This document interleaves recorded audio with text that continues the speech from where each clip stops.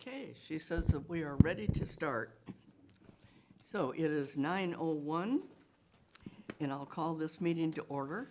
It is the Bay Oaks Recreational Campus Advisory Board meeting, commonly known as BORCAB. It is Tuesday, June 7th, 2022, at 9 a.m. And our meeting is called to order. Would you all please rise for our pledge to the flag?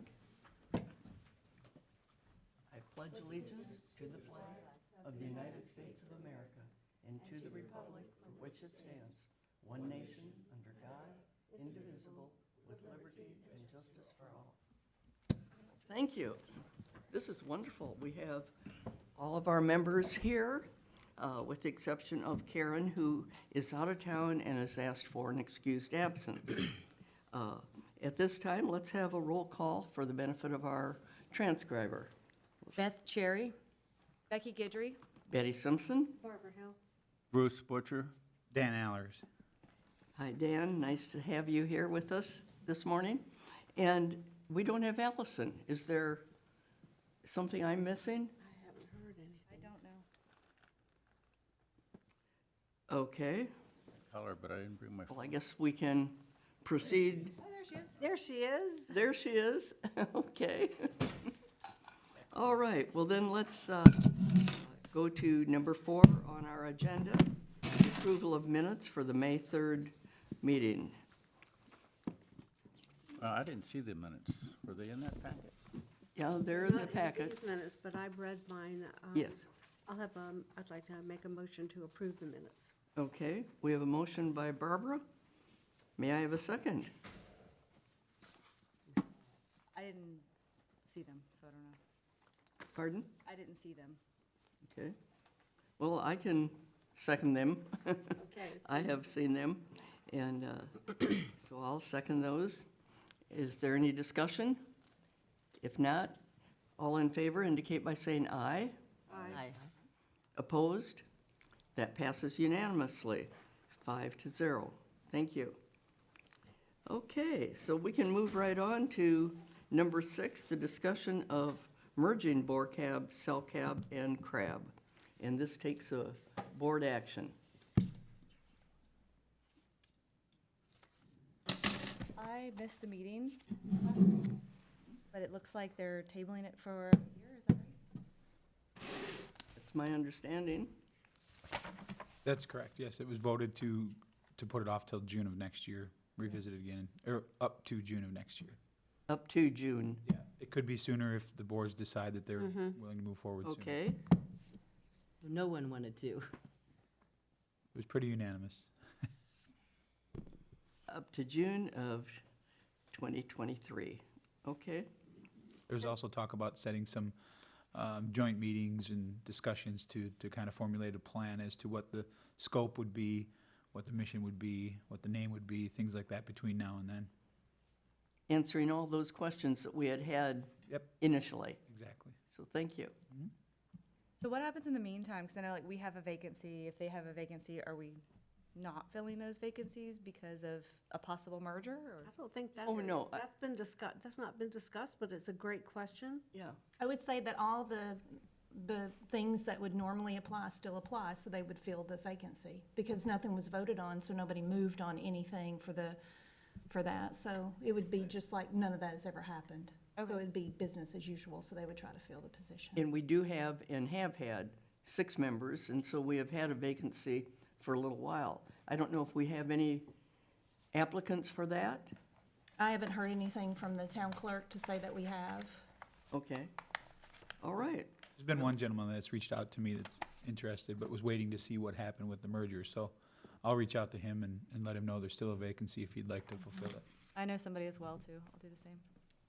Okay. And actually, it is an interesting question, because I think the way the conversation continued, both with Bay Oaks and Mound House and council, is that conceptually, the idea of the merger made sense, but we wanted to hold off on any of that until such time as the questions that we had could be appropriately discussed and communicated between the three groups, actually, council and the 2 advisory boards. So the idea, obviously, of bringing an advisory board to maybe no more than 9 or 11 would, I mean, I think right now, the way it stands, we would have 11 members, which I Right. think through attrition, we hope to get maybe to a number of 9, which would, of course, be ideal. Actually, it would be 10, Barbara, sorry to interrupt, it would be 10 because we had somebody who resigned for CellCab. Pardon? We had somebody resign from CellCab, Seal Spuler, at the last meeting, so it would be 10. Well, actually, she volunteered to resign, and the advisory board didn't accept her resignation until such time as we found a replacement for her. So I think that was the issue. I The think clerk got her resignation letter, though. okay, all right. Well, so that means she's not coming to any more CellCab meetings I then don't know, she officially? said she would like to come, I just don't know that she'll be a voting member. Okay. Yeah. So 10, okay, so that means that there'd be 1 less. I guess my point is, why bring someone new on when ultimately we would do a merger? It seems that's the inclination collectively. That's what I'm curious also. So then, but then Right. what happens a year from now when they decide not to merge again? Right, right. I don't know why you'd say that they're going to merge, and I'd never heard a consensus that there was any consensus to merge. Where did you hear that from? I heard that from, they all said, I think we had that conversation with CellCab, and certainly here as well, is that we didn't have a problem with the merging, but we had too many questions to be confident about making that vote. So I think that until the questions are answered, it's obviously a no-go, which the council ratified by saying, they were going to put that in according to the hearing, and that ordinance would be adopted. However, because of the questions raised, that was going to be discussed or readdressed June 2023. Okay, well, I missed the last meeting here where you Did you had have the the minutes, Bruce? I have a copy. No, I don't have the minutes. Okay, let me give you these. They weren't in the packet. Yeah. But when I was at the meeting, the joint meeting the other day, I didn't feel there was a lot of warmth about combining them. Not at all.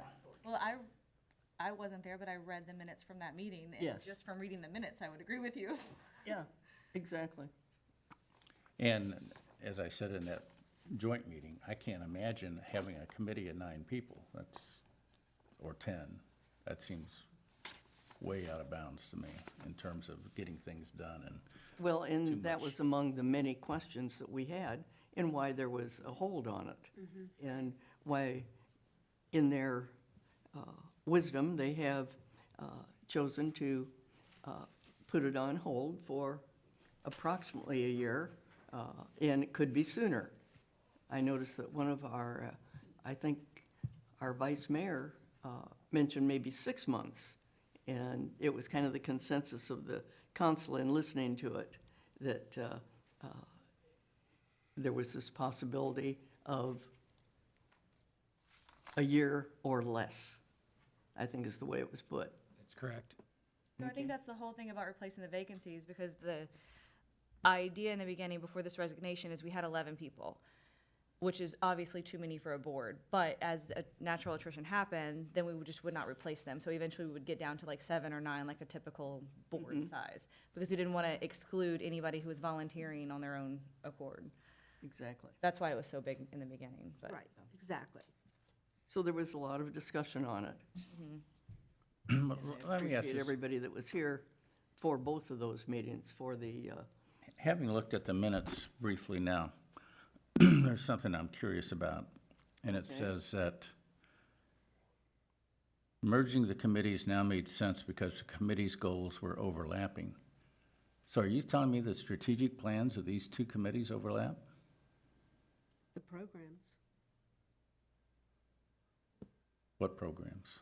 the events, for example, if there was an event that could be held at the Mound House and at Newton Park and at Bay Oaks, it's Allison's decision to say, well, this one is more appropriate for this venue compared to this one. So I think what the purpose of the merger had to do with addressing the issues that we're not in competition with each one of these town properties. We're trying to complement programs that are best suited for these three areas. So yes, there is a tremendous overlap, and will certainly be much more so once the Bay Oaks Restoration Project is completed, so that, you know, if you're gonna have a cultural event at Bay Oaks, and you're gonna have the same cultural event happening at Mount House, because it's two separate entities, you know, that's not good for the town. You got a single head that can direct that direction, determine that. I mean, that's, you know, if we're gonna have a basketball game at the Mound House instead of at Bay Oaks, well, you know, it's not gonna happen. I mean, I don't understand that argument at all. It makes no sense to me. It makes little sense to me, because all these things are gonna be approved through one person and one schedule, so I don't see the dilemma there. But that's just me. Okay. Allison, maybe, do you want to address that? I just want to, oh, maybe Oh, our Roger, town Roger manager's and here. Allison. Roger. They're the ones running the programs, Yeah. right? Yeah. Right. Welcome, Roger. Hi, good morning, everybody. So here's a problem sort of from the staff's perspective, and I'll speak for Allison. And if I'm not speaking for her, she can speak for herself. You know, we're very often in the position of the old game of guess a number between 1 and 1,000. So Betty, guess a number between 1 and 1,000.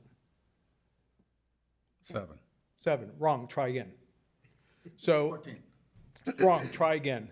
So we're often in that position, you know, so no matter the way we look at it, it's not necessarily the way you and the community would look at it. And my concern when I heard Councilor Veach's thoughts was that, you know, planning and programming the activities at Mount House alone is a challenge, and keeping all of that going and all the programs we have there. Then we have our current cadre of programs at Bay Oaks. And now we have a building that's going to allow a lot more activities potentially at Bay Oaks. Good. So somebody's gonna have to help with all that programming, or we're gonna have to we're gonna have to add much more than the 4 people that Allison thinks we're gonna need just to run the building. You know, that programming doesn't start when the ribbon is cut for the building. That programming starts 6 months before the building is complete. So, you know, we, or at least I, have no problem making decisions, you know, where is the best fit for a particular, you know, program. And I'm fine, because I'm far enough along in my career that I don't really care too much if I'm wrong, because I said 7 or 14. But, you know, for Allison and other people who might come after me, it might be a little difficult. So I'm not saying that, you know, putting the committees together is necessarily absolutely right, and not putting them together is absolutely wrong. But what I am saying is that you should take a hard look at it and be more, perhaps a little bit more open-minded. And I understand, you know, it would require a synthesizing down of the membership over time, but I think you're right, by attrition that will happen. And see if it's really best for the community, because it's not just, oh, Allison says, okay, we have a cellist coming, where should they play at? But it's going out and finding programs to bring in, and saying, we're gonna bring in photography thing. Do we do it at Mount House? Do we do it at Bay Oaks? Do we do it somewhere else? So, you know, we potentially have 5 venues now. We will have a stage in Times Square. We will have a little stage in Bayside Park. We will have clearly an indoor and outdoor stage at Bay Oaks. We have Mount House. We have Newton House. So we have a bunch of places to program. So, you know, it's gonna take a group to do that. And, you know, I think that there's some benefit in having that within one committee who is, maybe it's just a rotation. Maybe, you know, if it's April, it's Newton, and if it's May, it's Mountain House. I don't know, but someone to figure all of that out, and most importantly, to go out and help find the programs and things of the community interest to bring into those venues, and then make the decision about where the best fit is. So, and, you know, after you get a good hard look, if you feel, and I kind of realize it got sprung on you quickly, give it a good hard look, and if you decide that no, you know, there's a good cause to keep things separate, let people be narrowly focused, that's fine. But, you know, I'd like to see that decision be reached sooner than later, only so that we know how to proceed going forward into the future, rather than wait till the building is almost open. Because I would like the building to open with a splash, where we, you know, the first month, 2 or 3, we have activities every week. Someone's got to figure that out. And I'm not talking about the routine activities of, you know, yoga on Tuesdays. I'm talking about having something every weekend or every other weekend there. Because or else it's just a nice building with nothing going on. You know, a newer mat for yoga than the old mat we have at, you know, the old gym or whatever it is, you know. A little more up-to-date bathroom or something. But, so, the building's only good as what we, you know, activities we put in and around it. So, hopefully you all can figure out the best way to get that done. And understand that, you know, right now, and there's some folks here who aren't, and I'm just using Mountain House as an example. The folks who are associated with Mountain House are very dedicated to Mountain House. I don't think they want the Bay Oaks Community Center to fail, but I know if it's I have to pick one or the other, right now, they're gonna pick the Mountain House. And I wouldn't blame them, I would do the exact same thing. And conversely, if you were on the Bay Oaks Committee and, you know, there was something and you had to pick, you know, your obligation today is to Bay Oaks. So, please give it some thought, and whatever the decision is, of course, you know, the staff and myself are pretty adaptable. We'll move forward with whatever that is, and we'll do the best that we can under whatever circumstances you recommend and the council picks. But I think, you know, the 6 month, I think you'll know if you work on this for 10 or 15 minutes out of your monthly meeting for the next couple of months, you'll kind of know whether it's a go or no go type of thing. So then what does that do for the vacancies again? Because if we start filling the vacancies here and at CellCAB, then now we have 13 people. Well, that's part of my suggestion would be not to fill anything till October.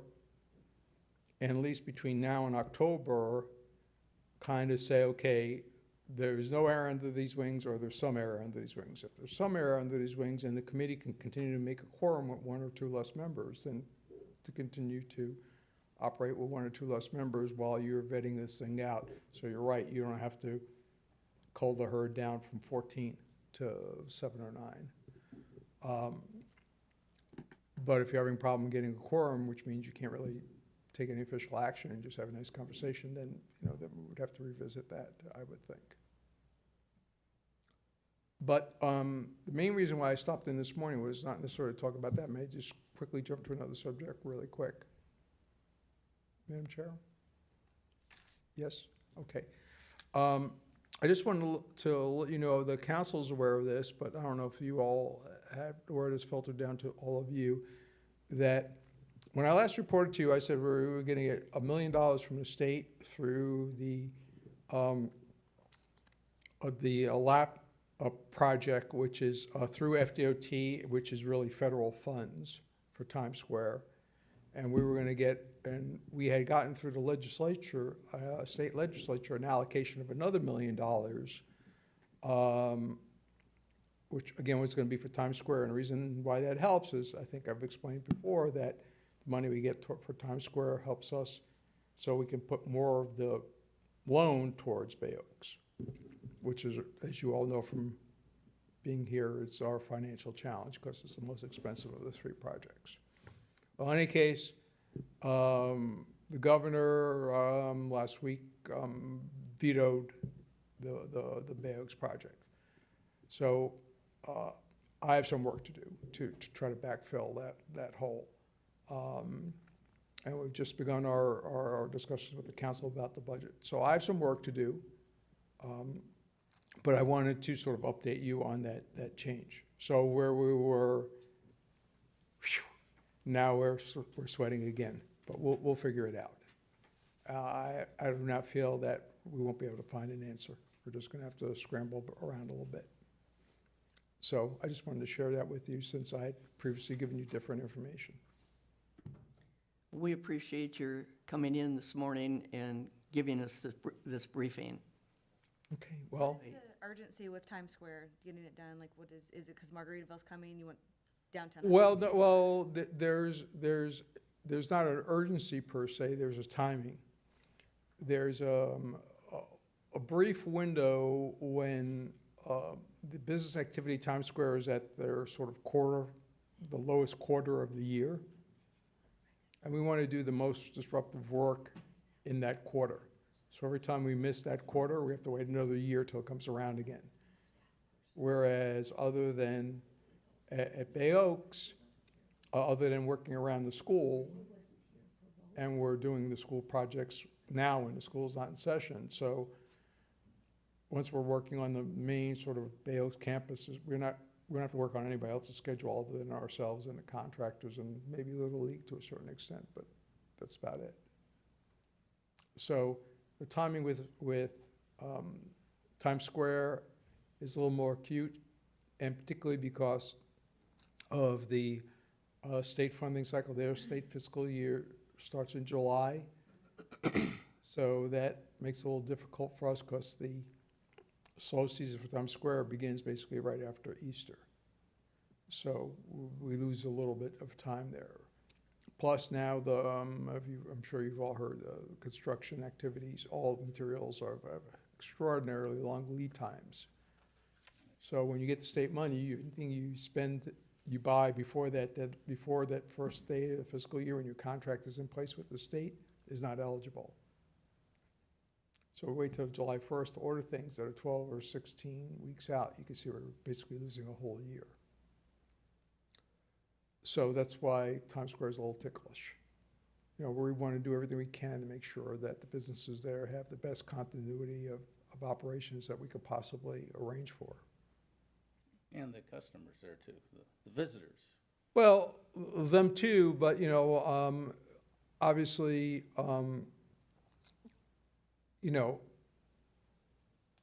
we're looking to try to maintain a way where the underground work, which is the most disruptive work, is done in the shortest possible window. And yeah, therefore, you might be working on steel plates instead of pavers, but you can walk to the businesses if you want to and all of that.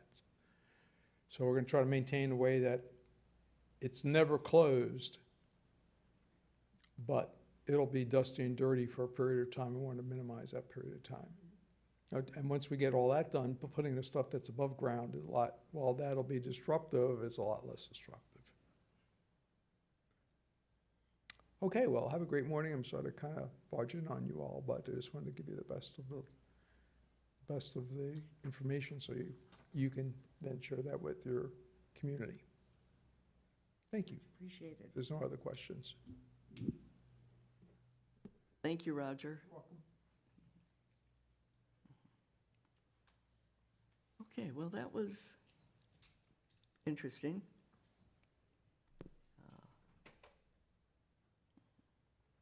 Okay.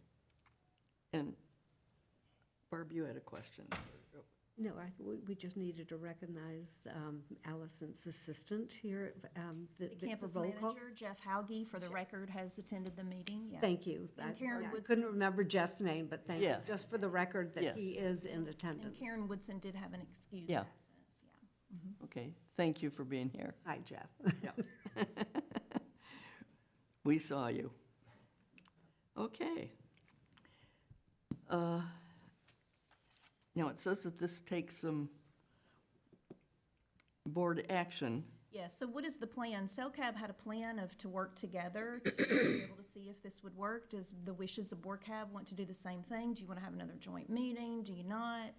What is I'd like to know, like, what the plan is for BORCAB to revisit this if you all do have that wish. So, be a consensus on what the next step would be. I'm not sure about the term revisit because, I mean, it's something that's going to be coming up within the next year. So I would think that it would be something that we would keep on our agenda and continue to learn more, just like listening to Roger now. That's what I want the committee to come up with, like, what is, you want to talk amongst yourselves about it? Would you like to have another joint meeting? What is your plan and your vision to be able to get all the answers, questions, that you had answered?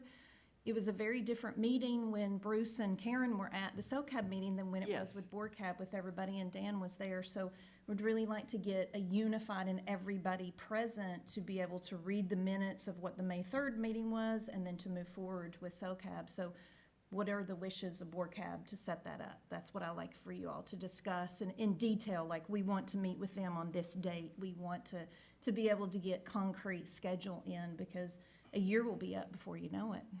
That's true. And And if you remember from our CELCAB meeting, Betty, we have a discretionary budget every year, and we voted that we would bring Lorna in to conduct a charrette. And I'm not quite Yes. sure if Oh, yes. Bay Oaks agrees to doing something similar, if that would be, and we don't know what she charges, but I think having some objective outside consultant, such as Lorna has done for both of our strategic plans, I think would be very helpful. So we, as CELCAB members, designated those discretionary funds toward bringing her in to start that conversation. And that could be collective, that could just be between the two separate advisory boards. But again, that's just a question for BORCAB. So what does she do? She is the one that really would set up a charrette, in other words, schedule a meeting, and it could be between just BORCAB members or just with CELCAB or combined, however both advisory boards agree. I think combined would be the most efficient. I would think so. And I'm not quite sure what she would charge if it could be all addressed in one charrette, which we've done in mornings, like say from 9 to 11. It was very productive in starting our strategic plans initially. Again, I don't know what her fees are, but she would come in and help us decide on the challenges, the advantages, what are the advantages for the town, for the community, for the citizens in terms of our respective voices, in terms of representing the town, and how best to accomplish that going forward, whether a combined or separate committees would be the best action to take. Exactly. I think that's a great idea. But Yeah. I do think that we would need to all be together though, because Yes, just reading the I CELCAB agree. minutes, I could be wrong, but it seemed like CELCAB and BORCAB were, had a lot of different feelings about it. And if we all come together and we can discuss it together, Yes. I mean, that's the whole point of the board. Well, and that's what we were trying to With a do at the person- joint meeting. Right. Yeah. I think that's a fabulous Almost like a idea. mediator. Right. So I do have information from Lorna Kibbe. She is a leadership facilitator, and she has recommendations. She recommends that she meets with CELCAB and then BORCAB, and then bring the two groups together, and then have another follow-up meeting. That's 4 meetings. She charges $2,500 per meeting, plus travel and expenses. Oh. Can she not do all the individual meetings? She's only gonna do what she thinks would be most effective. She's a wonderful professional, and I trust her Oh, yes. opinion with things like this, so. I can see where it is absolutely advantageous to meet with each group separately. Yes. So you do get their feelings and then you can merge them together. That's a lot of money. Well, we don't have that money in our collective funds, Right. do we? 10 grand. Woo. Yeah. Like, we're trying to cut costs in different ways already. I don't Right. I don't know. Well, Who pays for that? Well, SailCab has a line item on an add-on for that to be a part of their budgetary ask. If BORCAB would like to ask for half of that, if you all think that that's something you want to do, I can put it in for a request for the budget to be reviewed by council, if that's what you would like to do. Advisory boards can ask for budgetary funds. So if that's what you would like to do, I'll be glad to submit that. Or we could have $10,000 still out there and keep our committees the way they are. yeah, I know. I don't, I mean, It's a lot of money. does the need deserve that type of fee? This came from Yeah. SoCab, so I No, will, it's like, I will whew. point that to what they decided. But does the need to merge equate to that kind of, spending of funds? Does SailCab know exactly how much it is, or was it just an idea? something- No, No, we didn't know. We We just, we all just we found just, out. we asked, could that be the researched to motion. determine if Right. our discretionary funds would cover the cost of her coming in? So that's where it was left at our last meeting. So the idea that it's $10,000 could change people's thoughts, but it may not. Maybe they feel like it's worth it. We don't know. A lot of things in my life that are worth $10,000. Allison, do you But- feel confident, since you're basically overseeing both advisory boards, that you would be able to facilitate the group meetings? Without the need for a third party? No, no, I would not facilitate this. It is very important that it is a mutual party, and I would not recommend anybody that's involved being the facilitator, because you can't 100%. The objective. Yes, Yes. and you need to be focused on the exercise, so. Exactly. An outside party. Yeah, I can tell Lorna that we have a budget of this, and what would she recommend? If you all are like, oh, that's too much, maybe we only have one joint meeting, maybe she could advise us to do some homework prior to her getting here. She's very flexible with things, and I really do trust her. We've used her for many things, and she really knows how this process works. So I could inquire and say, look, this is comfortable, our budget now, whatever that may be, and then see what she would recommend. I didn't really get back to her. I just said, do we have to have 4 meetings? And she explained again that she really thought that was necessary, but I didn't come back to her to say, wow, we don't have this budget, what else would you? So tell me again the fourth one, so it's individual for 2, coming together for 1, and then. Yeah. And then the, no, well, the last one would be the objective, like, here's what we found, and this is what we can, because when you do the third meeting, individual, and together, then you have one more to say, this is where we are. Yes. And this is where we're going, and this is what was found, and this is what our objectives are, and that would be the last follow-up.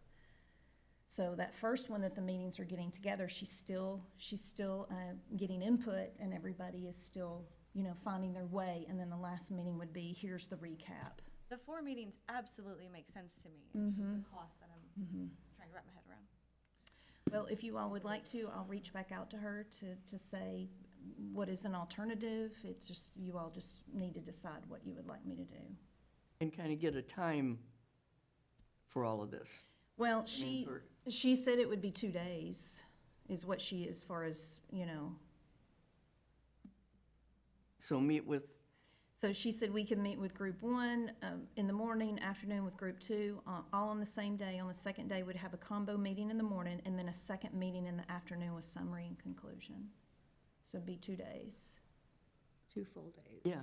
Yes, 2 full days. Full days, and knowing her, it would be 2 full days, because she is very detailed. What'd you say, Bruce? But even though it's on the $1,000 same an hour. day, it still counts as the separate 25. She does a lot of back work, too. Okay? I think it's important to remember, Madam Chair, that irregardless, it's gonna cost some money. So if this committee doesn't have any, or doesn't ask for any, there won't be any there to share with the other committee, I think is what Allison was trying to get at. So it might behoove you to try to ask the council for some money in this budgetary cycle to have it there should you need it or decide you want to move forward with it. For instance, the Public Safety Committee asked for some money for bells and bikes and, whistles and things like that. So That certainly makes sense. just something to keep in your mind.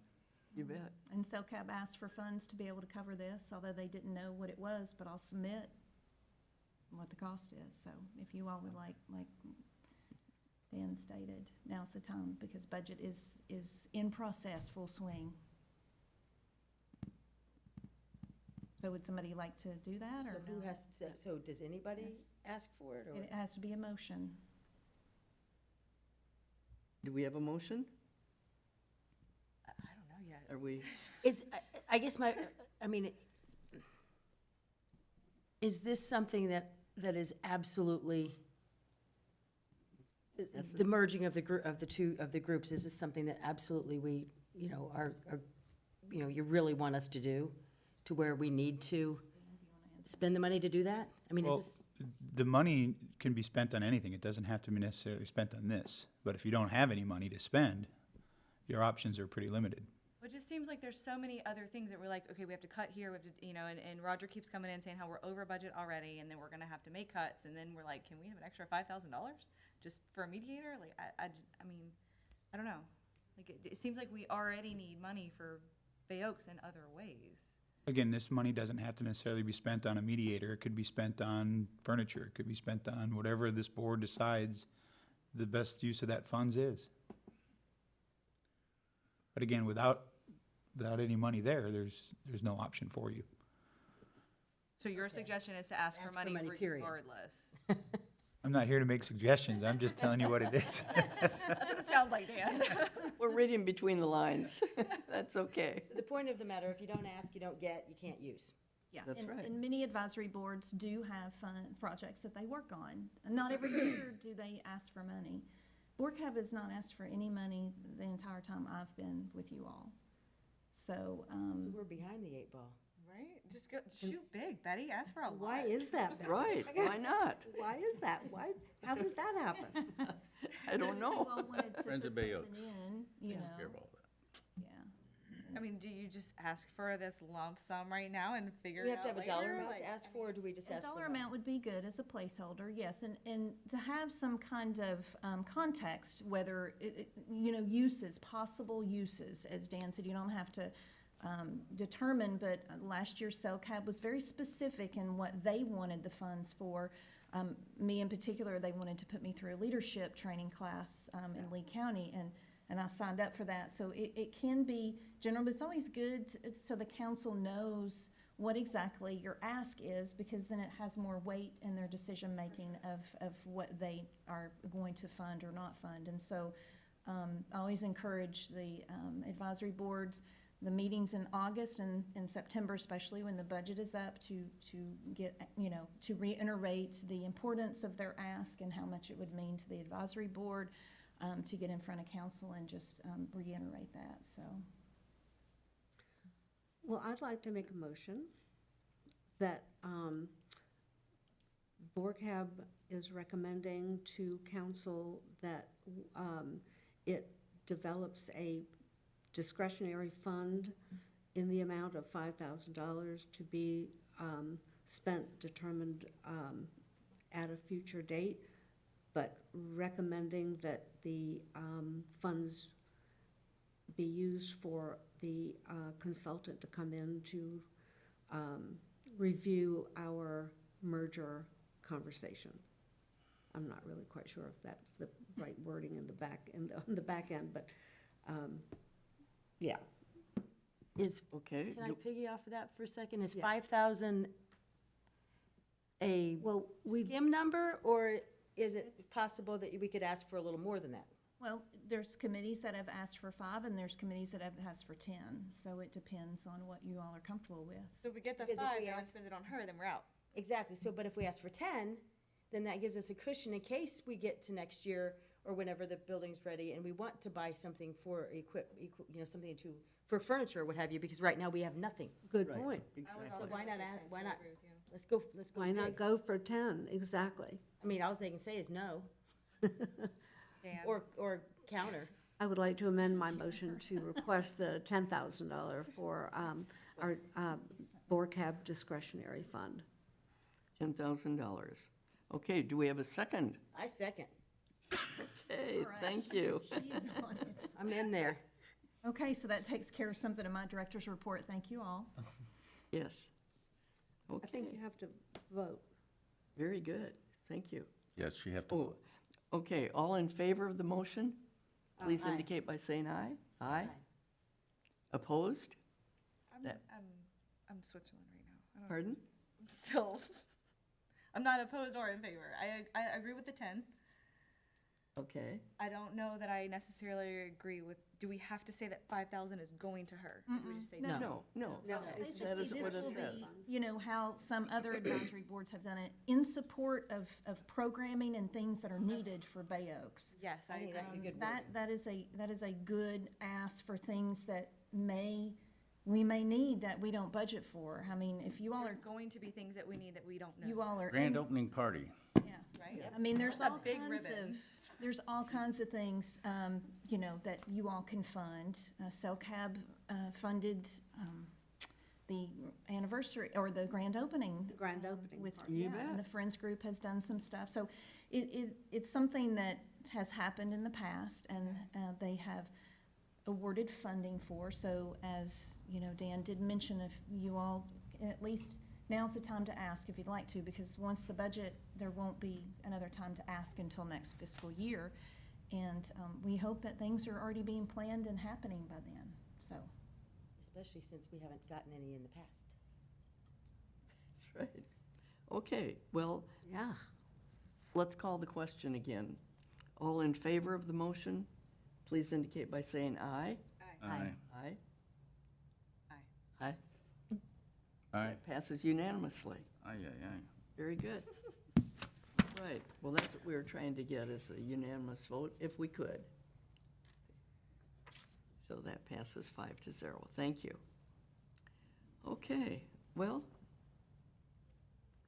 all right. So do we need anything else, any other board action on that? No, I no. mean, since we have our motion and the approval?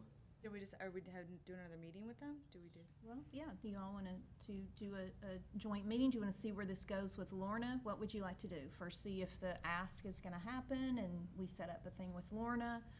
Or do you want to go ahead and start learning more about what CellCab does and doing some, you know, getting you all together? I personally know nothing about what CellCab does, honestly, so I would appreciate, I mean, a joint meeting would be great. I'm sorry that I missed the last one, that was, I did voice your, I saw that in the your, minutes, yeah, thank you. your I would've liked to have. comments. But, I mean, I think another meeting's fine, I mean, a month, 2 months, 3 months from now, I don't know. Okay. What do y'all feel like, I mean? Well, and Is it a the fact remains, Becky, and I hear your hesitance, and I agree that there are so many unanswered questions. And I think the elephant in the room is the fact that some of us are loyal to one and not to the other, or you're just not interested in either Bay Oaks or Mount House. And so, you know, it could very well be when we have this collective conversation that the idea of merging is not a good idea. But we won't know that Until we, intelligently until we've given this the great deal of thought that it deserves, because it is an important step for the town. I agree, and there's a reason you choose the board that you're on.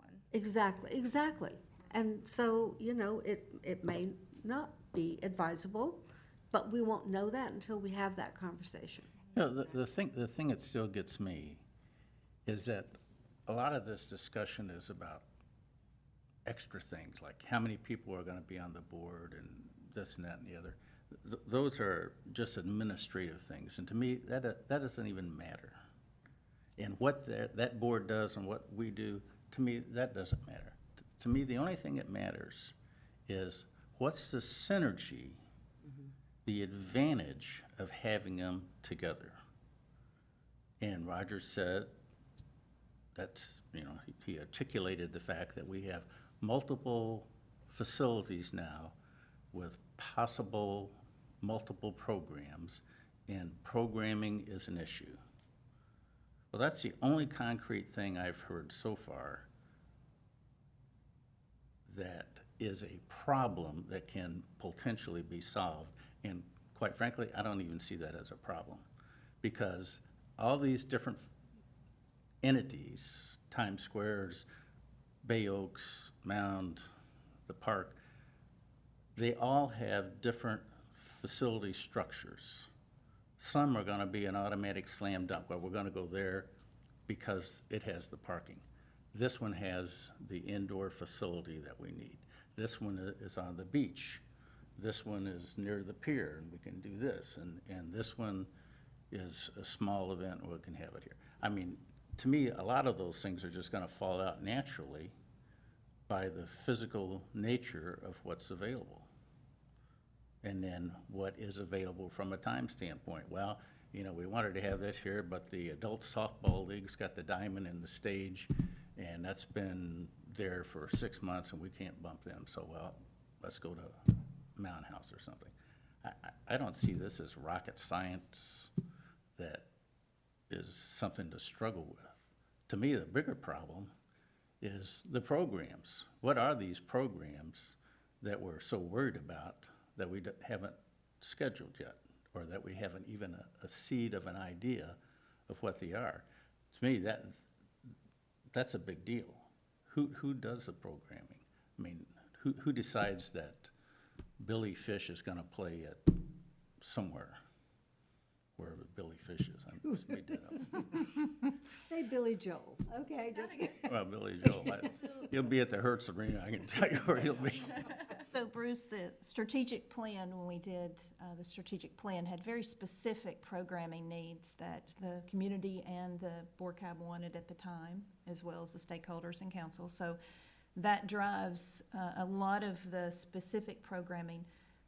I, with staff's help, of course, will be bringing forth different things for the board to review and to, you know, so that's where it is. But there were some very specific, if you look on there, in some of the goals and objectives, I even put in parentheses, you know, movies and music and cultural events and sock hop dance and some senior things that they wanted, a health fair, and some very detailed events that we will be planning from that strategic plan. So it's gonna start there, and I'll cultivate that and then bring it out. But with the amphitheater, and then you have the inside with 200 people, there's a wonderfully, the opportunity is really exciting to me, of the venue, of the different things that you can have that we don't necessarily have currently on the Right, island. So. but the facility pretty much dictates where the program should be. If you have an event that fits 200 people, you're not gonna have it at Mountain House, probably. No. So it automatically is at Bay Oaks. I mean, I see where he's coming from. Yeah. So what's the, I mean, again, back to the same question, what's the push to put them together? Dan, do you want to answer that? I mean, is it that we don't want so many committees? Well- Is it that you want a more uniform voice? What is it? I don't want to speak for some of the other council members that spoke on this, and I think was addressed yesterday as well. Yeah, I mean, I can't speak for Counselor Veach. He was the one that kind of made this initiative to start down this road. But what we've already talked about is one thing. Another thing has been staff resources, obviously having several meetings.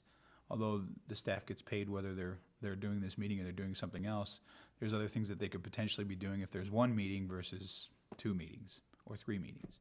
So I think that's another part of the initiative, little cost savings there, if you will, or reallocating the assets we have, I guess, to do some other things. Those are probably the 2 main things I would say that is the drive behind potentially merging the 2 or 3 committees. And then also that CRAB has not been functioning for a little while. They're not active, so Just drop it. there's a couple of properties in there. Or whatever, what Yeah. does CRAB cover? So it's beach accesses and streetscapes, and a few other things that had to do with community resources. It was in the packet last time, and that original, it was crossed out, but you could see, I think I originally gave you both the ordinances, so you could kind of see what they did. And then that would include, and so the other thing is Bayside Park and then Times Square, and where are those going? So.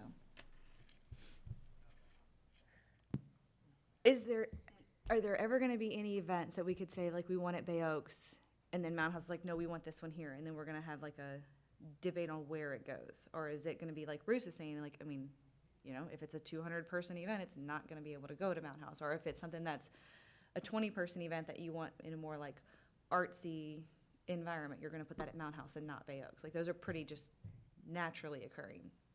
Is there anything that we would ever have to like debate, we want this here versus we want this?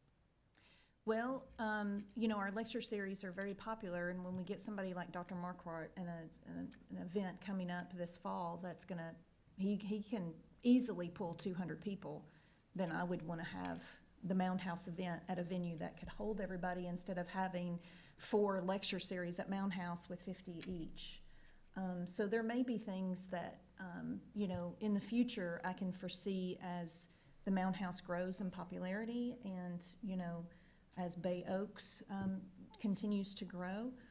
But, you know, unless we get into specifics, you know, I can't really say 100% for sure. And then the Fort Myers Beach Film Festival, who's hosting that? And it's an outside venue, and we'd love to have that, but would we have it at both venues?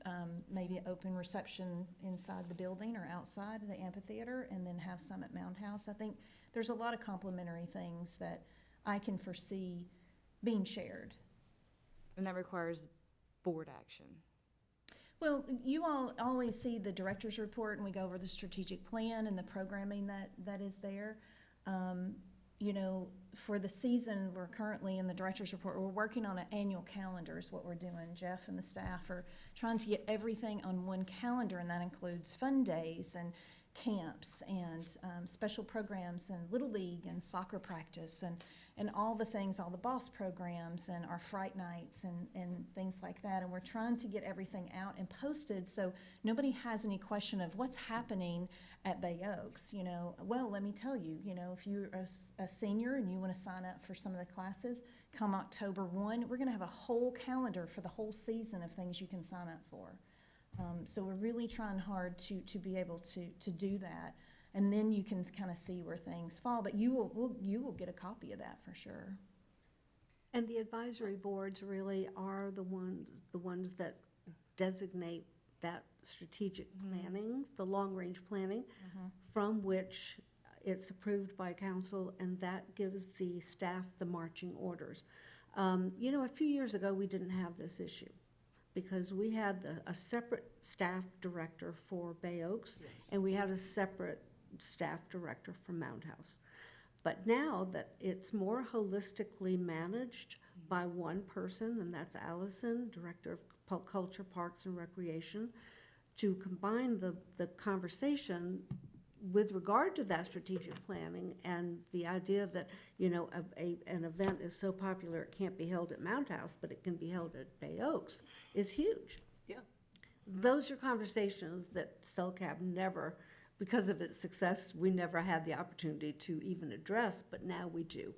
And I think thinking holistically about the staff and the advisory boards being more in sync on a larger level, to combine and think about what programming works best as these new situations come up, just is, to me, common sense. It But makes sense. that just sort of makes sense to me. So that's where my thought process goes.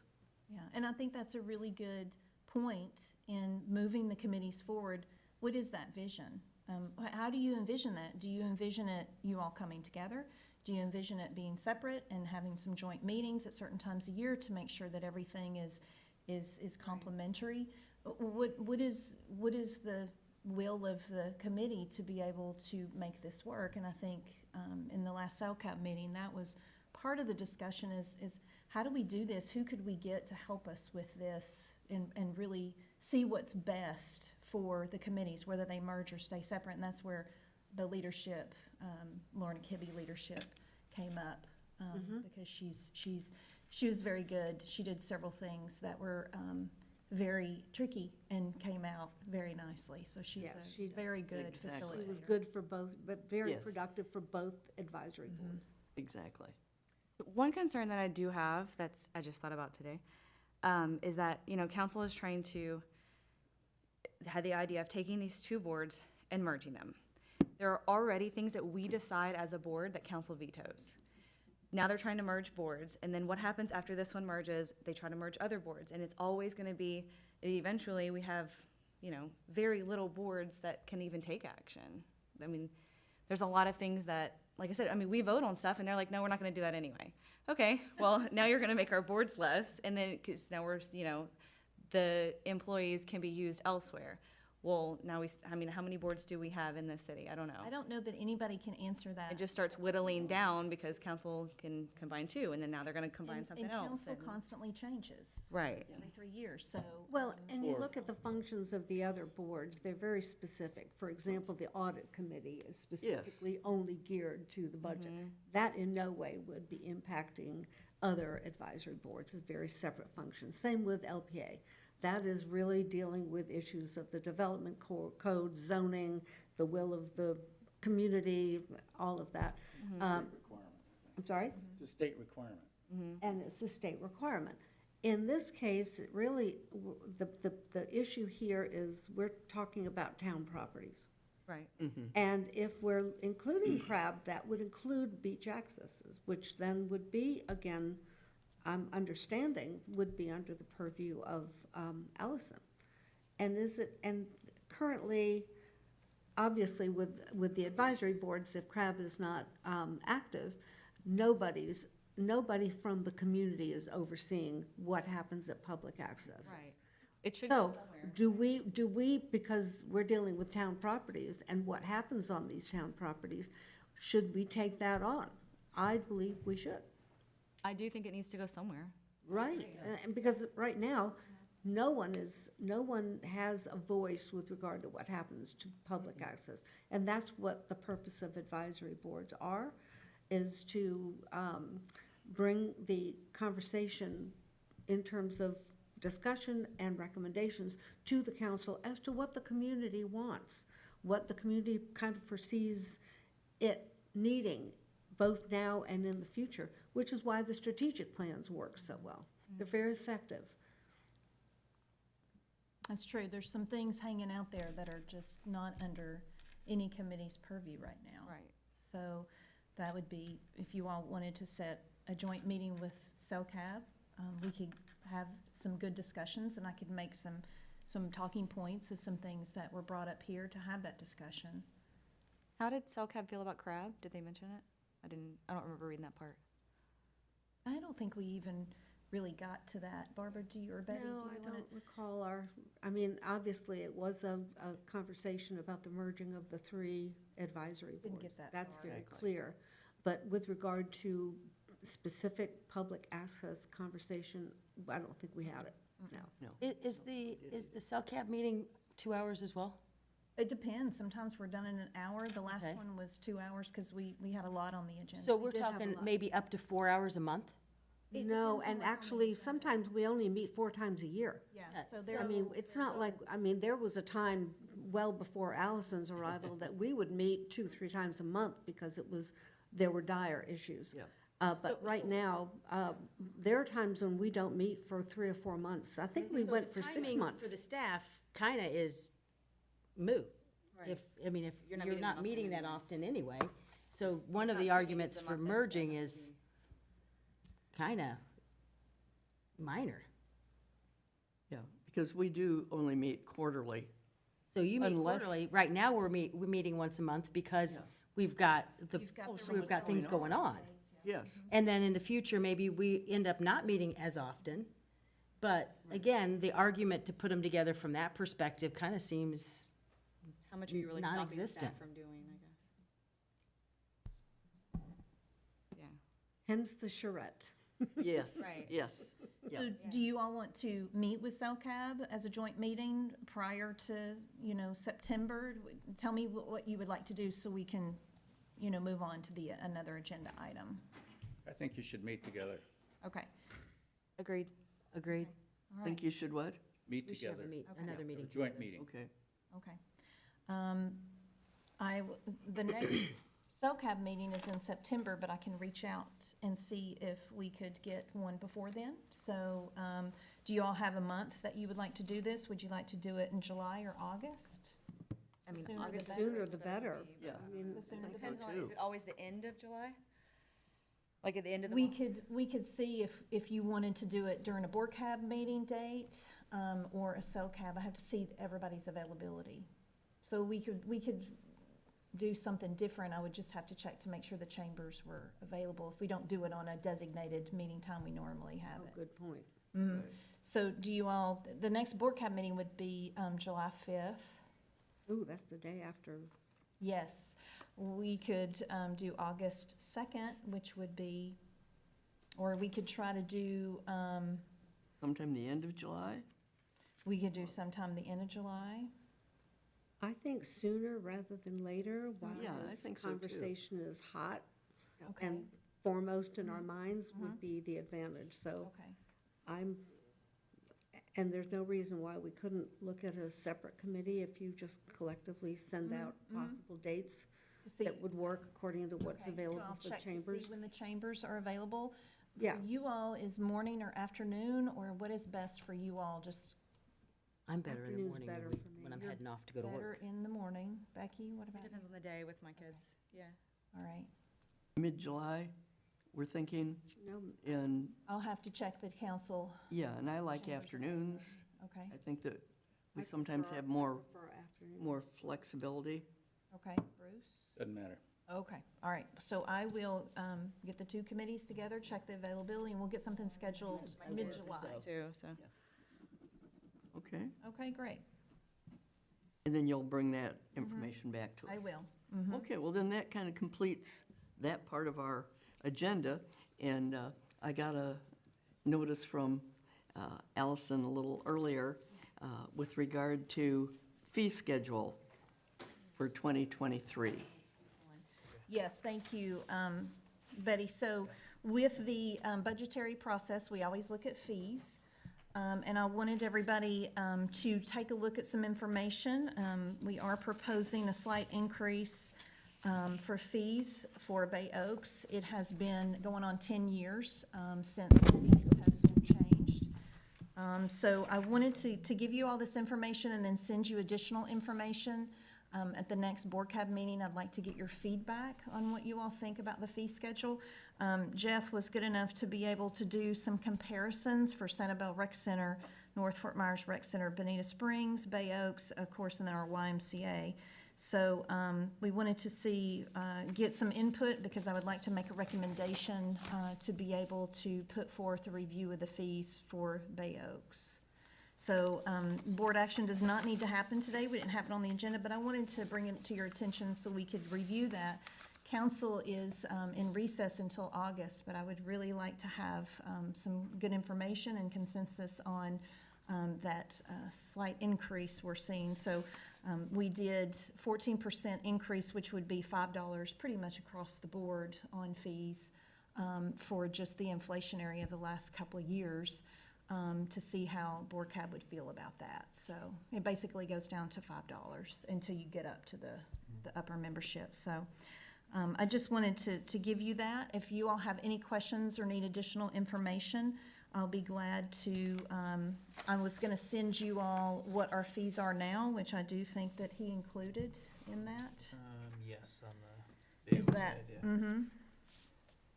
So you can see the proposed and, because that's what's listed on the bottom here. Yes. Yes, so on the bottom is where we are now. And then if you did a 14% increase, it's basically $5 increase for most, and we rounded it up. So I wanted to be able for you all to give this, and I'll send this electronically to you all. And then what additional information would you all like to have?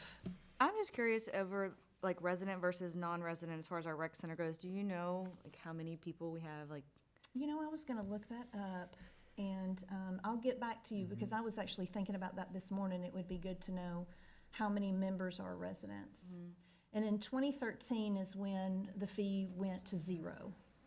Residents used to pay a very minimal fee, and I actually found that. I almost didn't find it. So it was, an individual membership was $25 for an annual, for a resident. But after 2013, the council decided that, you know, that's when the, all residents are a member, so the fee went to zero. It's interesting that Bonita Springs says property owners versus non-property Residents. owners. And we're residents. what's the difference for Bay Oaks? Like if you, That's a what do you have to great prove? point. So, right now, if you have a driver's license that has an address, then you're a resident. But if you rent, you're actually not a taxpayer. So if So, you have like a second house here, though, you're not gonna have a driver's license here, so they're not. No, we considered. also ask for like a tax form, Okay. property tax form Yeah, with their yeah. name on it that shows So that it they're still paying is taxes property owners, it doesn't. within Estero Island, yeah.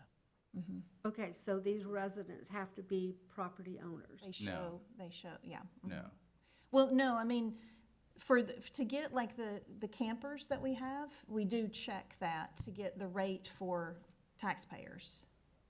Bruce, yes, we do. We ask for that. I thought they asked for a water bill or something. That's not part of what you all are checking now? No, and my direction was to, because they're paying taxes on the island, that they'd get the service of ours. Okay, so that is it then? It's not residents? We can change it to taxpayers if you want, or property Yeah. owners. Well, what is it? I mean, I'm trying to be I think clear. it is property owners, they just call it resident. Is that right? Yeah. Yeah, and essentially, yeah, we do ask for the property, that they pay the taxes on the island. Which is a property, yeah. Wasn't it up before, as long as you had a resident on the island, you had a driver's license, and as Bruce said, you had a water bill or you had an electric bill or something in your name? That was my understanding is what it was in the past. So it wasn't just taxpayers. I think you're right. Well, some would argue that people that rent are technically paying the tax for that resident, so Right, yeah. it was, That would be something that you all would need to decide on that. If you're renting, wouldn't you have a driver's license that? You would, Not necessarily. but you wouldn't have access to that trim notice. yeah, right. But if your license has the address, then you don't need anything else, right? Like, all you need is a driver's license, or no? I don't know how they're checking for the membership. Yeah, driver's license works. For Just the membership. driver. But if they you're a don't, if they don't renter- have one and they own property on the island, we Right. transfer it a tax bill. But I did notice, going just through this, if I could explain just a few things, putting the numbers together was a little difficult because the price structure for a lot of them is different. Some offer monthly, some offer 6 months, some offer residents with a visitor with a resident, visitor without a resident. So there's a lot of different price structures in here, but I just wanted to point that out, that, and on that table on the bottom kind of looks messy, but that's just the way the structure worked out. And some of them have the rec center and the pool in as one, so, and we have it separate, I think because our budgets are separate, and they want to be able to track, the past councils have wanted to be able to track revenue, and our system doesn't work to be able to do a combined, you know, it has to be separate, for that to post revenue to, so those are just some of the things of why the pool is separate than the rec center. So which one's the proposed? We don't have a proposed Okay. on here. Add the I just wanted to give you all the information, and then you can come back with, the proposed Nominal would rate, be, nominal increase. the 14% increase would be, and he has this, but I don't have, did you make enough I copies? did. You want me to pass these up? Yes. Is this what I have here? So the 14% would be this. Thank you. And it's basically, rounds up to, for an individual non-resident, would be an increase of $2. Great, thank you, Jeff. So the Bonita Springs Community Center says in order to get the property owner discount, you have to present a property tax bill or an annual rental agreement. I agree with that. You don't want the I do short-term too. rental people coming and just using it for free. That kind of defeats the purpose. And Maybe they didn't change their driver's license. Yeah, and I agree with Bruce too. I mean, I think we Exactly. do need a distinction between a resident and a taxpayer. So I do remember when I got my Bay Oaks tag, it was never asked of me if I was a property owner, which I am, which obviously means then you're a taxpayer, which I think is part of this conversation. But if you're, a resident, but you're not a property tax owner, you're a taxpayer, then, they get a free ride, Right. which is not fair. Yeah, it does need to be spelled out. I like how Bonita Springs Community Center just spells it out. Okay, so that would be one of your recommendations to council, with that for the fee proposal. I would think a Is property that tax bill distinction to or an see annual rental what agreement. they, how they feel about distinguishing that. Yeah. So I just wanted to, I think I missed the first part of what you said there with the Bay Oaks. So if they are a renter, they can provide a rental agreement and a Annual. driver's license, annual lease, right? Not even a driver's license. They have an annual rental agreement and driver's license, but it may not necessarily match their annual rental, but at least the name would match. But if. Not everybody changes their The license. only time that they would have an advantage in terms of what the fees are is if they are a property tax owner and they can prove that they're a property It's my understanding that's owner. not how it's A been. property owner that pays taxes, I know. So Yeah. I think initially it wasn't that way, to your point, they show the water bill. But I think it should be that they're property owners. I agree. So you're saying that, just so I understand what you're saying that if someone has an annual lease, but they do not own the home, they do not get the advantages that the owner of the property would get. Right, and the only reason for that is if an individual pays taxes annually for property, that they obviously already contribute to Bay Oaks, right, through taxes. And as I said earlier, I think there is gonna be some argument that the people that are renting there are technically paying the taxes. I feel like if they have an annual rental lease, they should be able to be considered not property owner, but, I think that they should have. Able to get the resident rates is what. I feel like that. That's And my it opinion. wouldn't be a short term, I guess. It has to be annual, yeah. So let me ask this, that just bothered me that when I look at this. Why is it that the rec center is free for residents and the pool isn't? I always wondered that as well. I do not have an answer, Bruce. I demand an answer. I know, I don't have one. Why is the pool not free for residents? Yeah, that's a great question. Yeah. I will try to find out, but, these fees have been in place. Forever. I have never, ever even put this forth for review. We review them and they all seemed, let's just keep it the same and wanted to see what you all thought about reviewing them. It's been 10 years. So- Yeah, exactly. And overall, it looks like we're pretty cheap. And that's interesting, Yeah. because we do have a strategic plan, but that conversation came up about, the No. fees, right? No, it was only about how to serve the community, yeah, and that mission and vision statement, it had nothing to do, because we are a quality of life facility, so. But see, that was always my point about Sanibel and the people clamoring to be like Sanibel. And I thought, well, geez, if you want to be like Sanibel, be prepared to pay the fees of Sanibel. Because Sanibel is, they charge a pretty good amount of money, particularly if you're not a resident. Yeah, annually, $213.25, yeah, and that's if you're a resident. Right. $733 if you're not a resident. And they don't distinguish what a resident is. Does anybody know what they consider a resident? That would be a good question to answer. Yeah, I can look into that, but yeah, They're certainly the benchmark of facilities that I've seen around here. Okay, so I just wanted to share that. If you all need any additional information, we'll get some answers to your questions. But I would like to put this on the agenda for next time to recommend to council some of the things that you all already have questions about. What defines a resident? For Sanibel, what defines that? How you want the rec center to determine that? And if you think that people who are residents, if they're, what the fees should be overall increase. And also the pool and the rec fee. Yes. Okay, so I'll be sending some additional information out to you all so you can do your homework and study it and everything. If you have questions about anything, though, reach out to me so I can, answer your questions. Yes, I Val? do have one question, though. Mm-hmm.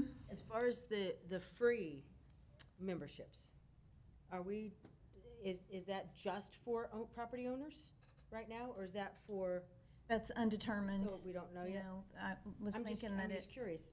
I don't Dan mind the says that he doesn't think that it was. non-property owners getting discounts as being residents, but I would think that if we're going to give a free membership, that it should be to the owners. That's something we need to determine in that next Yes. meeting, Beth, so. Exactly. Be sure to write all those questions down so we can address that at the next meeting. And this will be on the agenda for our next meeting. Yes, but I Good. wanted y'all to have some time to review it and think about it, and we'll be sending out some additional information for you, okay? Pretty sure my tenant's not paying my Good. taxes. I mean, you could always do like a discounted, if you're a renter, have a discount or something. Like you can restructure it or But they could be considered a resident, not a property owner. still free. They could get the resident discount. No, but I'm saying, there should be a delineation. Yeah. Okay, so you will be sending us additional information on this? What else would you like, Betty? It's our current fees and the proposed, and some, what was out there. What else would you all I like? think she wanted just the clarification. Clarification on the residents, we'll Right. send that out, Yep, and then. and how we're doing that. And why And the then- pool versus the rec center freebie? And why is the pool not Right. free and the rec center is? Because I remember when they did that years ago. And then what is Sanibel? How do they determine residents? Right. Okay, so we'll send information out on that. I'm curious on just our members, like residents versus non-residents. That's right. Versus the pool and the rec center. You don't realize it until you see something like this. Okay, anything else to get you all before we? No, we'll just have that on the agenda for next time. Okay, great. Thank you. Okay, well then that takes care of our fee schedule for right now. And I believe we can move on to item 7, the redevelopment plan. So you all have a sheet that has been just modified just a little Yes. bit. Nothing major as far as any delays. We did have the archaeological firm there this past weekend before last, so that's moving forward very nicely. So do y'all have any questions about anything? I got a question. So what's it says final completion date for the Estero Boulevard frontage National Fitness. It says, does that mean 2022 or August 2022? I just had a hard time understanding what that meant. Where are you at there? Oh, Estero Boulevard frontage National Fitness. August 2020. Yeah, August of 2022. A couple of months, You think? if the concrete gets poured on time. With all this extra concrete. So that's why we update this every time we meet, because things Yep. slightly change. Okay, so what happened with the, what do they call that? The environmental resources permit? They're working on that now. They're doing the phase 2 for it, so they're in process of getting that complete. So are they eliminating a pickleball court in order to meet that? Or no. No? I mean, I- that was the question, that was the comment last time we met, That's true. that I'll they have were to gonna, ask they were Jason. considering eliminating the Eliminating pickleball that. court instead of eliminating the 2 parking spots that are uselessly there. 3. 3, thank you, that's right, I couldn't We'll see remember. if Jason has a question, has an answer to that. If not, I'll have to get back to you on that. Bruce, the delay right now is for the concrete for the entrance is being held up. We're just waiting for the permit from Lee County to be able to cut the opening.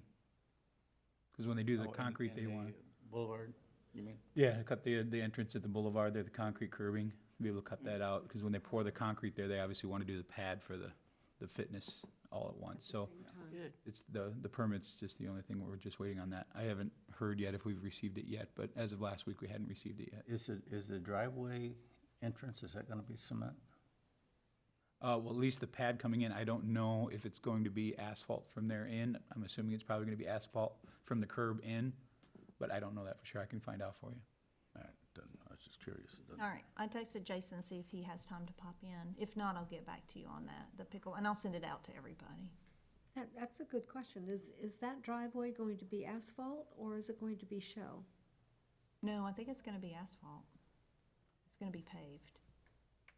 The vehicle entrance? Yes. Yeah, I assumed it was paved. Not pavers. Not pavers, no.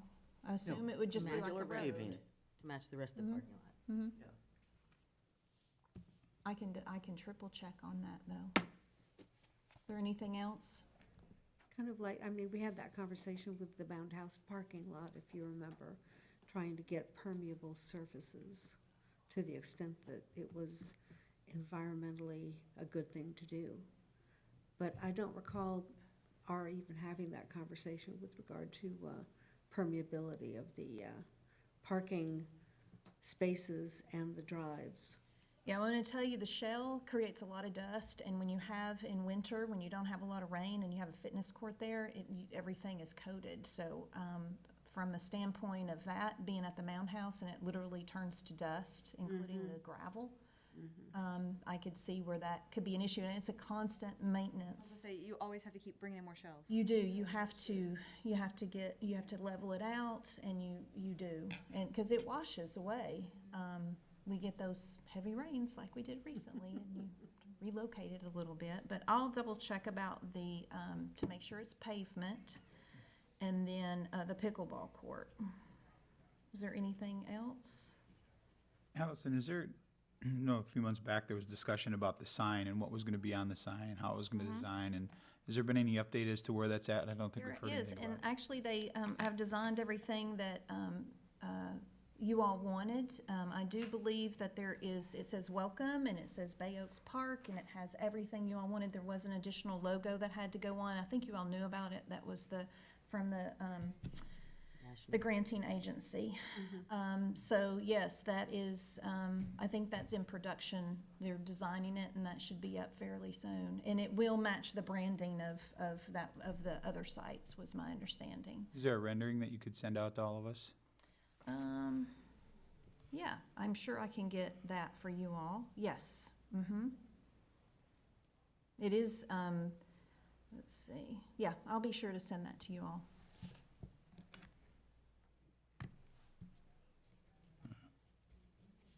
Rendering of the sign. Is there anything else?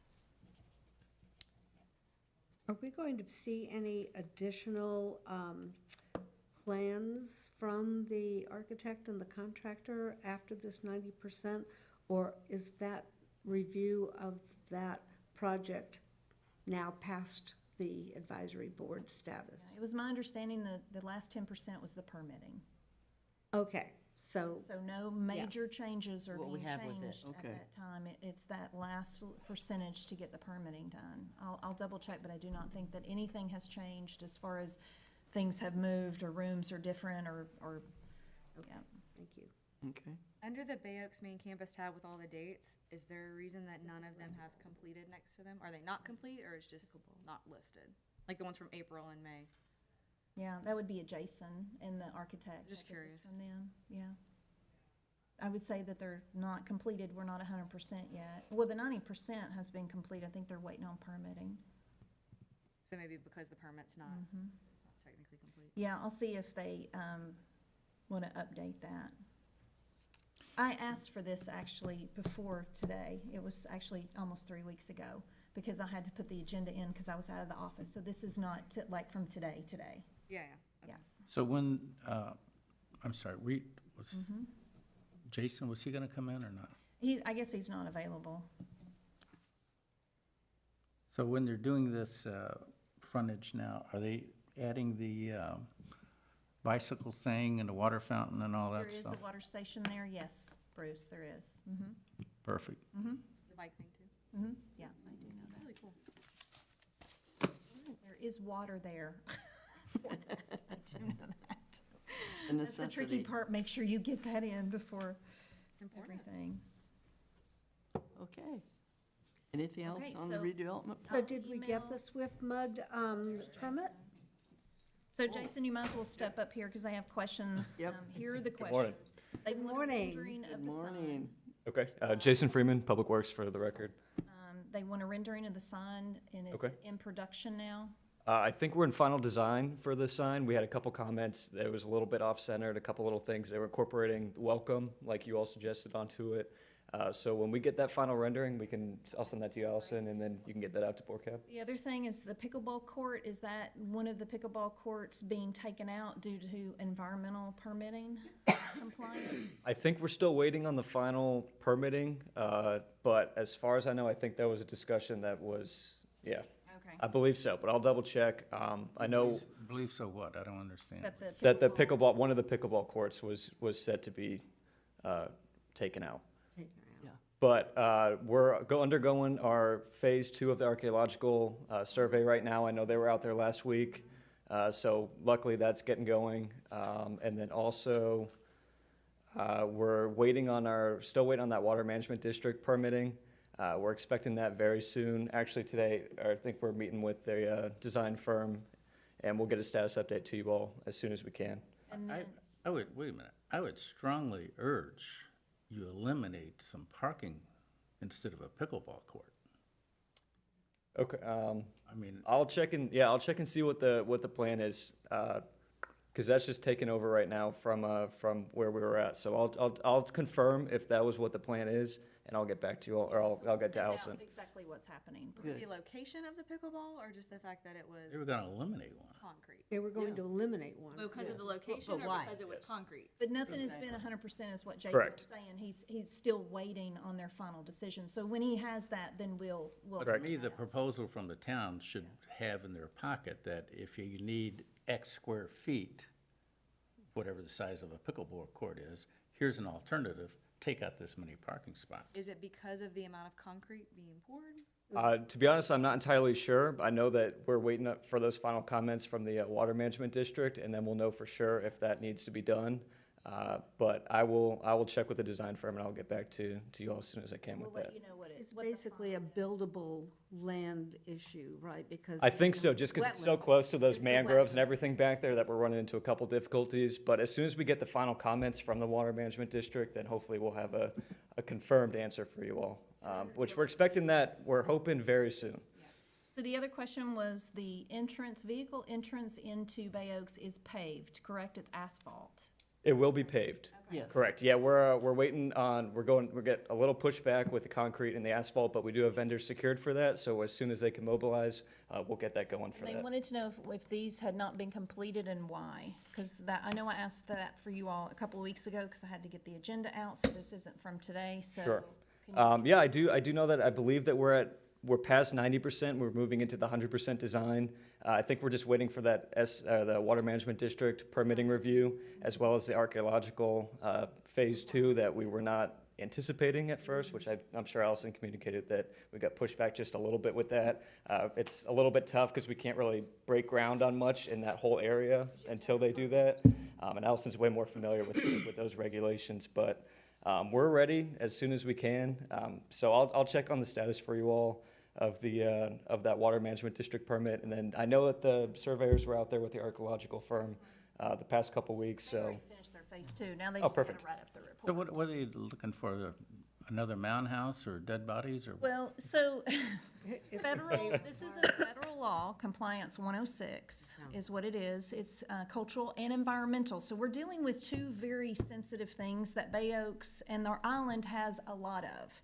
So, there's all kinds of environmental things that we need to make sure that we are in compliance with. So when they find any kind of artifacts, it is required by the state, and it is federal law as well to make sure that you're in compliance. And that law states if you find something, you have to do a phase 2. Once they have the findings from that, the state historic preservation officer will say, yes, you can build on that, or no, you can't. And there have been things that people say, absolutely not. There were inhabitants all over this island, whether or not they're still here or not because of development. Back then, they didn't really have a lot of laws to protect that. Now we do, so we are in compliance with that. So yes, there is some activity that people, it was a temporary campsite, and I just got the artifacts and the report the other day. So They are checking for that, Bruce, yeah. So that was a little bit unexpected, that they found I think they found a couple artifacts there, so that just kind of puts us back, just because we want to make sure that we're following everything and complying with Yeah, all it's those a law. federal and Just out state of laws. curiosity, what exactly was found? I have to look, Barbara, I Oh, don't okay. have, it's not very much, but I mean, rusty I want to say, beer I think it was cans, some that bone, it was a tool of some a sort. tool and some fragments, yeah. Some lithic plates, I think, and a tool, but definitely remnants that somebody was there, you know. Then what do you do with them? Do they go in Mount House? They go into the town, they go into the town collection. Okay, let's But, just move on. yes. But, so, but, Pictures? Aren't you glad you came in, Jason? Inquiring minds need to know. yeah. But, yeah, I mean, we're working on this final design here. As soon as we can get those comments back, I know that they don't want to push, from what I understand, the 100% design plans until we get the comments back from the Water Management District, and just in case we need to shift anything. We're dealing with a lot of the, like you said, the mangroves and the wetlands out there, so it gets a little bit trickier, but we're moving in the right direction, I think. Allison and I are still working on board with each other to, I'm getting caught up on everything that Chelsea was working on, so just give me a little bit of time here and I'll get you an update for sure. But as far as I know, I think we're still on schedule. We're just waiting on those couple reviews. So hopefully we'll get the archaeological assessment here very soon. I know they've already been conducting it, like we said.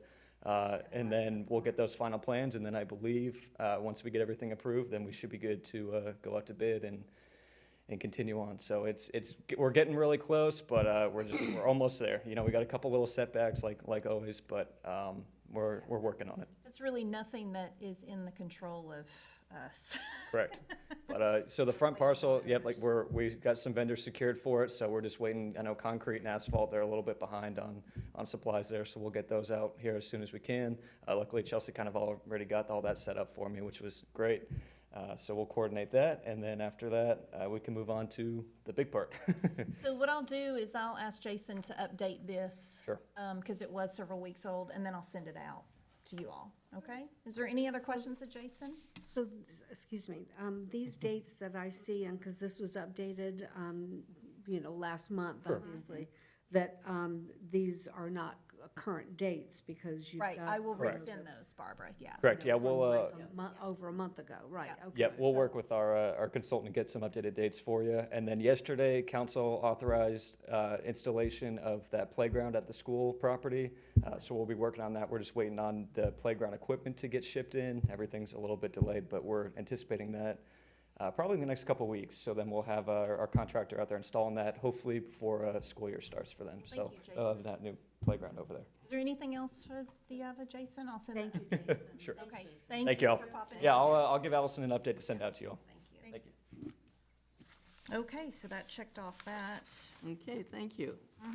And I think we can move on to Friends of Bay Oaks. Karen is not here, so I guess we'll skip over that. Yeah, the Okay. last thing was that she didn't really have, Yeah. it was kind of, So, the only other option would be if we just do a new one, Friends of Bay Oaks 2 or something. Because we've got a check sitting there. We need a deposit. Well, that's true. Yep, okay, Programming. okay. Okay. Well, Okay. put it on for next time. Yep, Okay, we'll thank just you. keep it on there. Then let's go on to the departmental report, Okay, which so. we have. You do, if you have any questions about anything, Jeff I was do. just telling me about, well, let me tell you how many summer campers we have. Yes. We have 38. Jeff, you want to expand on that? It just started yesterday. We're super excited. Yeah, so I apologize for being a few minutes late. We were getting the campers all checked in and signed in, so, and getting our calendars out this morning. But yeah, 38 campers so far. We do have a few spots. We opened up a couple more spots this year just to give more kids the opportunity. Otherwise, we would have had to cut people off, and we don't want to do that if we don't have to. But 38 between all of the ages is a pretty good number, especially on field trips. We limited to 2 van worth, so we don't have to get a bus for only like 15 kids. So that's kind of where we got some extra space in there using both vans. But yeah, we have some good things planned. Not only our daily activities, which include sports, fitness, and rec, arts, going outside and playing, all those things. But we're going to be doing field trips, and they do 2 field trips a day, or 2 field trips a week. Sorry, one not a day. For instance, they'll go to Sunsplash one day, a Tuesday, and then Thursday they'll go to maybe Lakes Park, something that doesn't cost, maybe just the cost of the fuel. So they're gonna do one paid and one kind of freebie, that we take them to expose them. And they're gonna also use, you know, the properties here in Mount House, Newton Beach. Historic Cottage, Historic Cottage that they're Kansas gonna go Pass. to as well. Otsego Bay. Yep, all of those. The kids that are in the camp and they're doing these field trips, is that an extra fee or that's part of the camp? It's That's all part of part the of it. Yep. And then how do you know, like, that your kid is going on a field trip? Is that just for the week? Yeah, so the calendar, yeah, they'll know a calendar and then they sign up for which weeks. And But, so they yeah. know. Like, yeah, like I have my kids in camp for the week of June 20th, but Yeah. I have no idea what field trip. That's what I'm saying. Like, how would I know? Is it on the website or? It's gonna be on the website probably today. And then we're also, if you're signed up, we're gonna email those all out and So you know communicate. in advance. Yeah, you'll know in advance. Yeah, yeah, for sure. So, yeah, we got some fun stuff. We're gonna go to Muscles baseball game, mini golf, Calusa Nature Center, Imaginarium. So they're gonna do some fun stuff this summer. So just so you know, Becky, we have not had a youth and teen coordinator for quite some time. So I'm sorry that things are a little bit delayed, but the staff is just doing really the best they can. And you will get your information out, but that's something that we have hired somebody and they have yet to start. So we really hope that we have that person in place in the next couple of weeks. Also, the pool hours have gone to 7 days a week. And the rec center has been cut back just a little in order for us to fully staff our summer camp. So we're still open 6 days a week at the rec center, but only, you know, we're not open until 8 o'clock during the summer months to be able to man our summer camp. But then our pool is open, not till 6 anymore, but at least it's open 7 days a week right now so we can accommodate. So those are some new hours that are posted on our website. So, and we hope at the next meeting to be able to announce the new youth and teen coordinator once they begin. I mean, even without a coordinator, I think y'all are doing a great job. I mean, there's still activities and, you know, I mean, Yeah. it could be nothing. No, we Yeah, don't they're- want they have nothing. they have it all planned out. It just needs, I know that I was asking them to hopefully get it done yesterday. Yeah. So I know they get the first couple weeks done, but we'll Yeah. send those out. I'm hoping today. And all ages do the field trips or just certain? Yeah, it's different It'll ages. say on there, but yeah, the different ages will go, so the younger kids will go one day and then the older kids will go the other, just to separate them out. So Gotcha. Yeah, we always keep the K through second separate Right. at all times and third through fifth, so they're split up. Bruce, what was your question? So how are you with your hiring of people? Oh, that's a good question. Well, fingers crossed, we have 2 that are onboarding right now, which means they need to do background check and things, and drug tests for but I think, and then we just lost somebody to another department, but I think by the end of this month, we will be fully staffed. Oh, wow. Yeah. Good. Yeah. So So we, everyone's hiring. yeah, we've had, losing this one, we got this one, so, we just had, and then getting everybody on board, that's the thing, is we hired them, and then we finally got instructors, internally to be able to certify, the lifeguarding certification, so that happened last week. So now our staff is able to do that, and we don't have to wait on FGCU or another outside source in order to get that. And that was a huge delay because, you know, we need to have the pool, but if you don't have certified lifeguards and so we are just now, that's all gonna be working very nicely in the next couple of weeks. So thank you for your question and fingers crossed at the next meeting. What is the that can come. FEMA certification? The FEMA certification has to do with federal, what does FEMA stand for? Management? Federal Emergency Management. So FEMA is a requirement that actually all staff have to take to a certain level, and then managers like Jeff and I are lucky and have to take upper level. So it is a requirement on, you know, just different trainings in case of an emergency.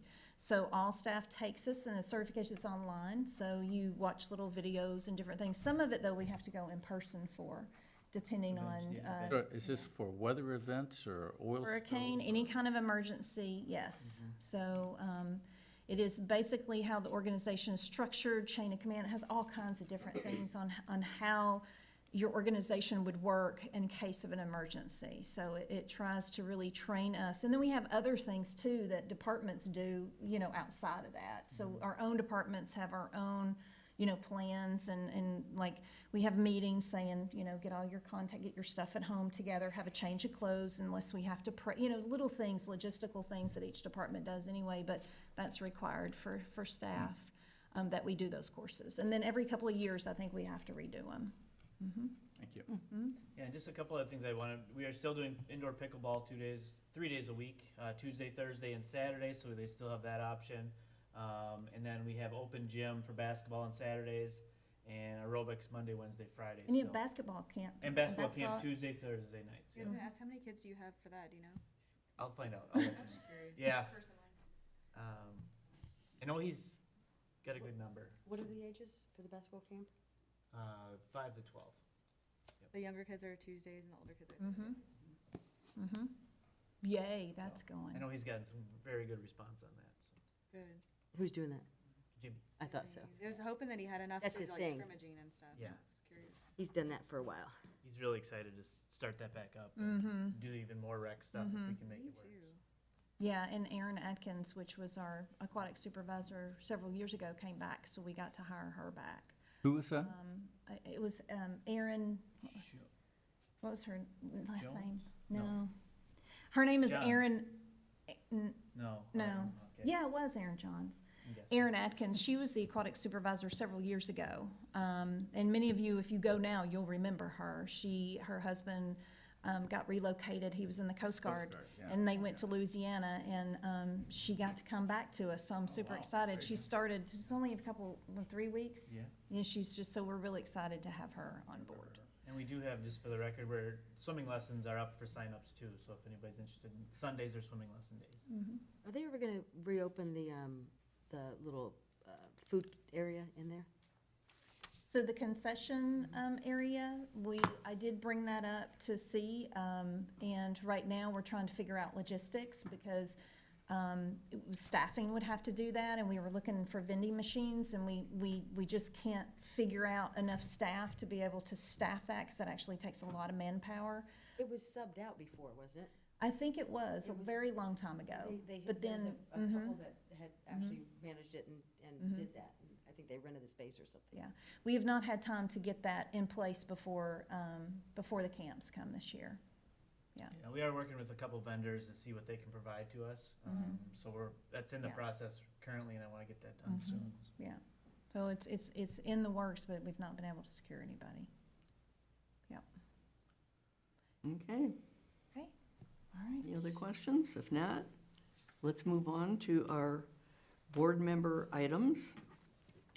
And we can start, I have nothing. nothing? Really, Beth, come Okay. on. Hey, I've been verbal today. Yeah, that's okay. Nothing? All right, I don't have anything extra right now. nothing extra right now? Barbara? I just want to congratulate the staff at the Parks Department, simply because you guys have just done such a great job, especially under the challenging circumstances of not getting the right staff people in, the sheer amount. And so kudos to all of you and the success of the summer camp program attendees. Well done. Thank you. Bruce? Nice to meet you. You too? Well, that's right, you weren't here at the last meeting. Jeff, Bruce.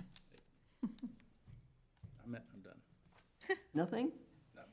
Okay, and the only thing that I had, I don't know how many of you have been downtown to check it out, but, you know, we've been excited about having an amphitheater at Bay Oaks.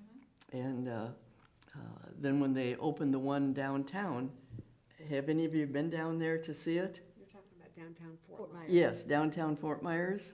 No. Well, it's pretty exciting to see it. It really is. I went down and, I mean, I was just excited about the one that we were going to have, and of course ours is much smaller. When they talk about the one downtown, they're saying the reason that they wanted that size was because it could hold more than Barbara Mann could hold. And I thought that was kind of interesting. So anyway, I just thought, you know, we're kind of ahead of our time. They just got theirs now, and we have ours on our plan. So I just thought that it was interesting that what they've done with the one downtown, They so. don't have seating, do they? Pardon? They don't have any seating. Do they? No, Chair? no, I think that you bring your own, or you have a blanket, or whatever you want. But it's very large. So, anyway, that was the only thing that I happened to have that I thought was kind of interesting because of the fact that we have ours. So I was excited about that. Okay, if there isn't anything else, our next meeting, I think that we're kind of, normally we would meet on July 5th for our regular meeting. I believe Allison's going to be checking to see what the availability is for our charrette. So- Joint meeting is next. Joint workshop. Oh, yes, the joint meeting, yeah. So are we not holding our July 5th and just going to wait for whatever the joint meeting is? It's for you all to decide. Bruce says yes. What do you think, Barbara? What is the yes? Wait. That we're not going to do July 5th, we're going to wait and just do the joint meeting? Yes, yes, the joint meeting next. And we don't have a date for that yet, Not yet. I'll check availability and get back to you on that. okay? And kind of give us an idea as to a couple different dates?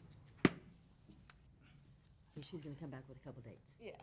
Yeah, I'll come back with some dates for you all. As soon as I check with you, and SoCab will send everything out.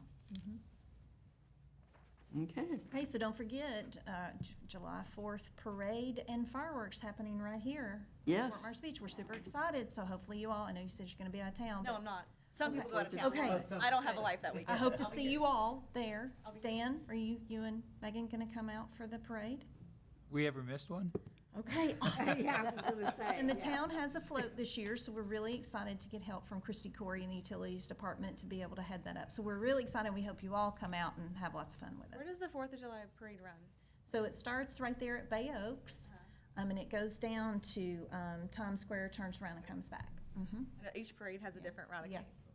Yeah, so we're really excited to do both of those this year, so hopefully I'll see all of you out there. Yay, that's all I have. Just forgot to plug that. So it'll be here before you know it. All right, if there isn't anything else to come before this meeting, I would entertain a motion to adjourn. So moved. Okay, from Bruce, do we have a second? Absolutely. Okay, that's yours. Okay, thank you, Beth. All in favor indicate by saying aye. Aye.